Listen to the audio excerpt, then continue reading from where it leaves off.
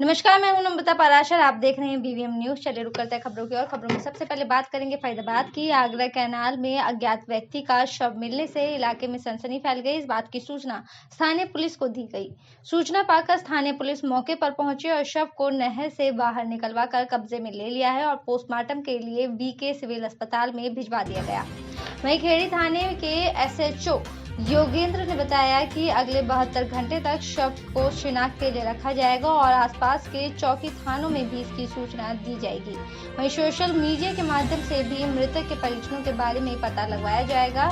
वहीं पुलिस ने बताया कि प्रथम दृष्टि से लग रहा है कि मृतक का शव काफी दिनों से नहर में डूबा हुआ था, जिसके कारण इसका शव की अब पहचान नहीं हो सकती है। वहीं व्यक्ति डूबकर मरा है या इसकी हत्या की गई है, हत्या करके इसे यहाँ फेंका गया, ये पोस्टमार्टम की रिपोर्ट के बाद ही पता लग सकेगा और उसके बाद पुलिस आगे की कार्यवाही करेगी। राहगीर ने सूचना दी थी कि आगरा कनाल में एक व्यक्ति की डेड बॉडी बह रही है। जो सूचना पाने के उपरांत हम मौके पर पहुंचे और हमने जो है डेड बॉडी को नहर से बाहर निकाला और बाहर निकालने के बाद में उसको जो है पोस्टमार्टम के लिए बीके भेजा जा रहा है। 72 घंटे शिनाख्त के लिए हम इसको रखेंगे और आसपास के जो थाने हैं उनमें हम इसकी सूचना देंगे। अखबार और जो है जितने भी जो मीडिया के जो चैनल हैं, माध्यम हैं, उनके द्वारा हम इनकी शिनाख्त की प्रयास करेंगे। पोस्टमार्टम के बाद में जो भी पोस्टमार्टम रिपोर्ट आएगी उसी आधार पर जो है मुनासिब कार्रवाई की जाएगी। क्या पता लग पाया, कुछ हुलिया उम्र कुछ किस हिसाब से क्या लग रहा है? जब प्रथम दृष्टि से ऐसा लगता है कि ये जो व्यक्ति है ये डूब के मरा हुआ हो और जो डेड बॉडी है वो काफ़ी दिनों पहले की है, काफ़ी वो गली हुई अवस्था में है। अभी कुछ भी करना जल्दबाजी होगा। पोस्टमार्टम रिपोर्ट के बाद में ही बताना उचित रहेगा कि। चलिए रुक करते हैं अगली खबर की ओर और आपको बताएंगे कि आखिरकार दबंगों की दबंगाई किस कदर बढ़ गई है। गांव ककड़ीपुर में दलित परिवार द्वारा पंचायती जमीन पट्टे पर लेकर बोई गई फसल को दबंगों द्वारा काटने का मामला सामने आया है। करीब 7.5 एकड़ में पंचायती जमीन पर दलित परिवार द्वारा बोए गए गेहूं की फसल को गाँव के ही दौलतराम पर काटने का आरोप लगा है। गांव ककड़ीपुर में धीरज के नाम पंचायती जमीन का 2 साल पहले 2,47,000 में पट्टा छोड़ा गया था। धीरज का आरोप है कि वो पिछले 2 साल से लगातार उस जमीन पर फसल बो रहा था। उसके ऊपर पंचायत के 2 लाख बकाया है, जिसका उसे नोटिस भी मिला है। उसे उम्मीद थी कि इस बार फसल गेहूं काट कर वो उसे बेचेगा और पैसों को जमा कर देगा, लेकिन गांव के दबंग दौलत राम उसकी खड़ी गेहूं की फसल को काट कर ले गया। विरोध करने पर उसके साथ भी मारपीट की गई। गेहूं की खड़ी फसल को काटने के दौरान धीरज ने इस बात की सूचना पुलिस को दी। मौके पर अब एक पुलिसकर्मी को तैनात कर दिया गया है। वहीं धीरज की पत्नी का आरोप है कि जब दौलतराम उसकी फसल को काट रहा था और उसे रोकने के लिए पहुंचे तो उसके साथ बदतमीजी भी की गई। बता दें कि गांव ककड़ीपुर में पंचायती जमीन का 2 साल पहले पट्टा छोड़ा गया था, लेकिन पट्टेदारों ने राशि जमा नहीं की। इस बीच बीडीपीओ उपमा अरोड़ा ने 3 बार पैसे जमा करने के लिए नोटिस भी जारी किया, लेकिन पट्टेदारों ने उसके बावजूद भी पैसे जमा नहीं किए और अब बीडीपीओ की तरफ से जिला उपायुक्त को पट्टेदारों की प्रॉपर्टी अटैच कराने के लिए पत्र लिखा गया है। ग्राम पंचायत ककड़ीपुर से इसने 2 वर्ष के लिए पंचायत से पट्टा लिया था जी, 7.5 किला का जी, 2,47,000 रुपये में। 47,000 रुपये मौके पे ही कहा के जब पट्टा छोड़ा था 47,000 रुपये भर दिए, 2 लाख रुपये बकाया है जी। अब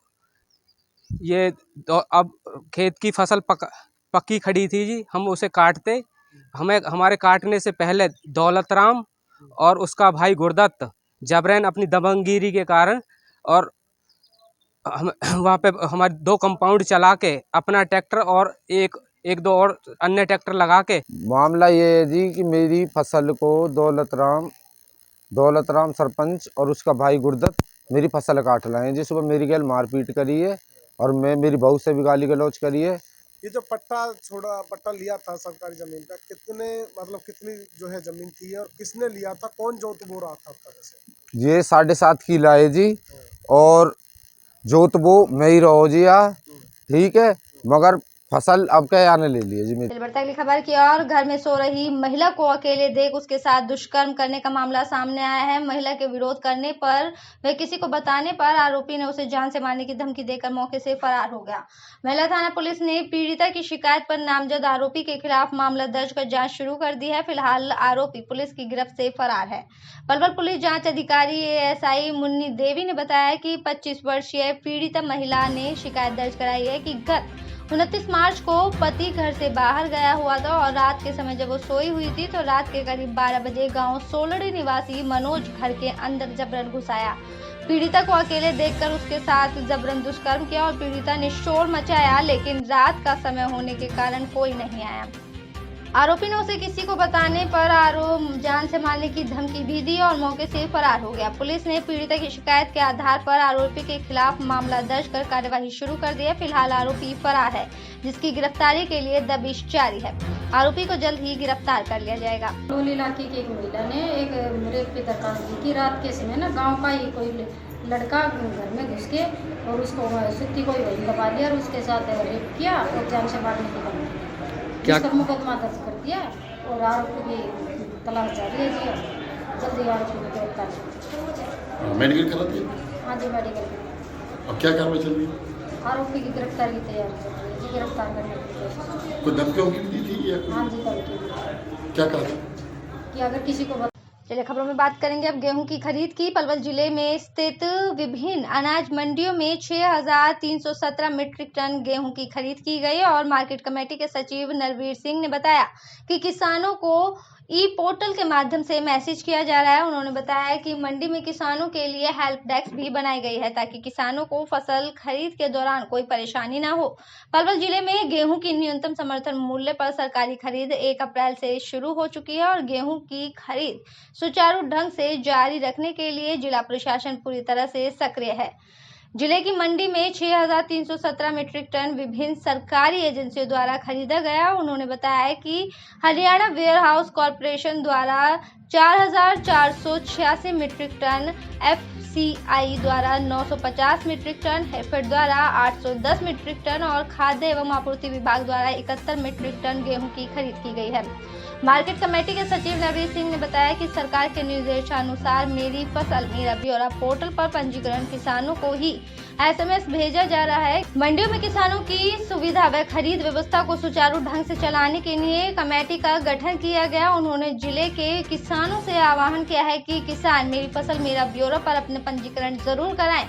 जिन किसानों ने मेरी फसल मेरा ब्यौरा पोर्टल पर पंजीकरण नहीं करवाया है, उनकी सुविधा के लिए मेरी फसल मेरा ब्यौरा पोर्टल आगामी 5 अप्रैल से 6 अप्रैल 2021 को पुनः उसे खोला जाएगा। इसलिए किसान मेरी फसल मेरा ब्यौरा पोर्टल पर अपनी फसल का पंजीकरण अवश्य करा ले ताकि वे फसल की मंडियों में नियमानुसार बिक्री भी कर सके। किसानों को मैसेज पहुंच रहे हैं और खरीद हमारे सुचारू रूप से चालू है। कल भी यहाँ 68 मैसेज पलवल मंडी के लिए आए थे और 45 मैसेज दतीर मंडी के लिए आए थे। कल भी यहाँ खरीद हुई है, परसों भी खरीद हुई थी क्योंकि परसों केवल एक ही किसान आया था, एक ही के पास जनरेट हुआ था। कल यहाँ जितने भी किसान अपने गेहूँ लेकर आए उनकी सभी की खरीद सुचारू रूप से हुई है। कल हरियाणा वेयर हाउस कॉरपोरेशन ने खरीद की है, किसी प्रकार की कोई दिक्कत नहीं है। बस मैं यही कहना चाहूँगा जिस किसान पर जो मैसेज आता है उसी दिन अपने गेहूँ को लेके आए ताकि उसे किसी प्रकार की कोई परेशानी ना हो। मैसेज में किसी प्रकार की कोई दिक्कत नहीं है। हाँ, अगर किसी पर कोई मैसेज पहुँचता है किसी किसान पर, उस दिन उसकी फसल तैयार नहीं है तो उसके मैसेज के नीचे लिंक दिया हुआ उसी पर उसको रिशेड्यूल कर सकता है उसका। ये हमारे पास मैसेज गया था जी 700 क्विंटल का और हम उस मैसेज पे लेके आए हैं जिसमें क्या रेट मिल रहा है? रेट मिला है जी 1975 रुपये का। तो कोई परेशानी तो नहीं? कोई परेशानी नहीं है जी किसी प्रकार की। अच्छा बिक रहा है आपका गेहूं? अच्छा जी, बिल्कुल बहुत बढ़िया। और क्या कहोगे?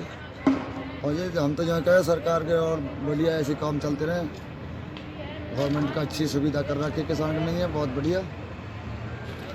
पानी की, बिजली की। करेंगे अगली खबर की और शिक्षा और स्वास्थ्य को लेकर दिल्ली की केजरीवाल सरकार देश भर में अपनी एक अलग पहचान बना चुकी है। हरियाणा के रेवाड़ी में आप कार्यकर्ता द्वारा इस बात को लेकर नायब तहसीलदार का पुतला फूंककर अपना रोष प्रकट किया गया कि लॉकडाउन की मार झेल रहे अभिभावकों को फीस में राहत दिलाई जाए। साथ ही उन्होंने मांग की है कि एनसीईआरटी की पुस्तक लागू करे और आप कार्यकर्ताओं ने सरकार के खिलाफ नारेबाजी कर नायब तहसीलदार का पुतला फूंका। उन्होंने चेतावनी भरे अंदाज में कहा और उन्हें ललकारते हुए कहा है कि फीस कम नहीं की गई तो वो स्कूल के खिलाफ बड़ा आंदोलन करेंगे। अपने बचाव में स्कूल प्रिंसिपल ने कहा कि ये वो लोग हैं जो ब्लैकमेलर हैं और दबाव बनाकर अपनी बात मनवाना चाहते हैं, जबकि स्कूल द्वारा पहले ही जरूरतमंद छात्रों की फीस कम की जा चुकी है। आपको बता दें कि पिछले कई वर्षों से विवाद के चलते स्कूल प्रशासन की देखरेख में चलाया जा रहा है और जिसका जिम्मा नायब तहसीलदार को सौंपा गया है। इसलिए आप कार्यकर्ताओं ने पुतला फूंक कर अपना रोष प्रकट किया है। कुछ दिन पहले शिकायत भी दी थी कि एनसीईआरटी की किताबें लागू नहीं कर रहे, केवल 9वीं क्लास से लागू कर रहे हैं, जबकि सभी स्कूलों के अंदर लागू करने का नियम है पहली क्लास से ही है।